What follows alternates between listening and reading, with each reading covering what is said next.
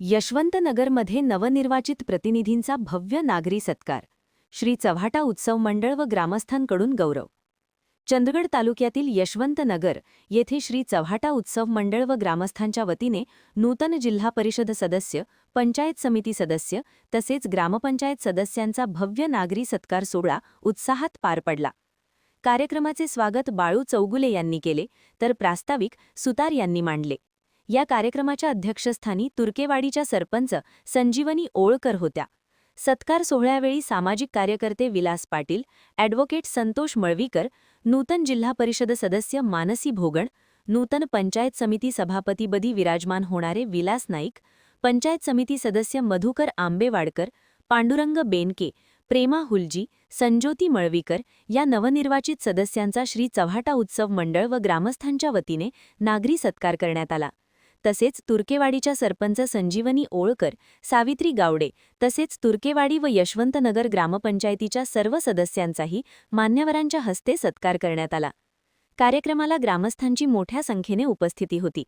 या सत्कारावेळी बोलताना सामाजिक कार्यकर्ते गव्हर्नमेंट कॉन्ट्रॅक्टर विलास पाटील काय म्हणाले ते पहा. महान कार्य न्यूजसाठी प्रकाश ऐनापुरे, चंदगड. वचन द्या, नंतर तुम्ही जाऊन वचन कुठलं देऊ नका. त्यामुळे कसं होतंय, अजून जिल्हा परिषदेची निवडणूक झाली तरी पण आम्ही जिल्हा परिषदेमध्ये अजून गेलेलो नाही. येणाऱ्या 17 तारखेमध्ये आम्ही जिल्हा परिषदेमध्ये जाणार. गेले 4 वर्षे प्रशासक होता आणि तिथलं काय काय नियोजन आहे अजून आम्हाला माहित नाही. किती फंड आहे, काय निधी किती आहे, आपण समोर गेल्यानंतर इतर लोकांना सांगत असतोय. परंतु जिल्हा परिषदेमध्ये गेल्यानंतर आम्हाला समजणार काय कुठल्या योजनेचा निधी आहे, कुठलं काय आपल्याला करता येईल, समाजासाठी काय काय करता येईल. त्याच्यानंतर आपण ते बघून आपण इथं आश्वासन देणार आहे. त्यामुळे येणाऱ्या काळामध्ये आमची ही जी टीम आहे, आमची राष्ट्रवादी पक्षाची जी टीम आहे, त्या टीम आमची एक सक्षम टीम आहे. आमच्या पक्षाचे प्रवक्ते बाळू चौगुले साहेब इथं ज्येष्ठ आहेतच आमचे. त्यामुळे कसं होतंय, जे आपण जे बोलणार आहे ते करणारच. आमच्या दुसऱ्या नेत्या नंदाताई यांचे सर्व माध्यमातून आता आलेले आमचे सहकारी आंबेडकर साहेब पण पंचायत समिती सदस्य आलेले आहेत. अतिशय चांगली टीम, म्हणजे माझ्या तरी मध्ये ज्या इथून जवळपास आता एक 10 वर्षात 10-20 वर्ष या टर्ममध्ये असलेली आता एक सक्षम टीम, आता सर्व इथे टीम सर्व सक्षम टीम आलेली आहे. चांगला एक अतिशय हुशार आमच्या तालुक्याला सभापती आज लाभलेला आहे.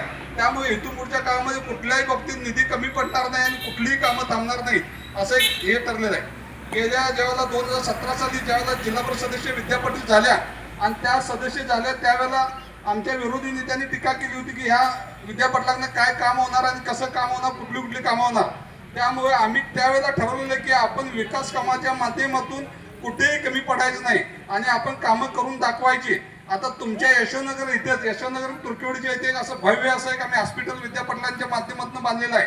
आता एक 15 दिवसात आमच्या नेत्यांची राईसाहेबांची वेळ गुण त्याचं पण आम्ही उद्घाटनाचं नियोजन करणार आहे. म्हणजे जेणेकरून आपण एक गटारी किंवा रस्ते बांधले म्हणजे विकास झाला नाही.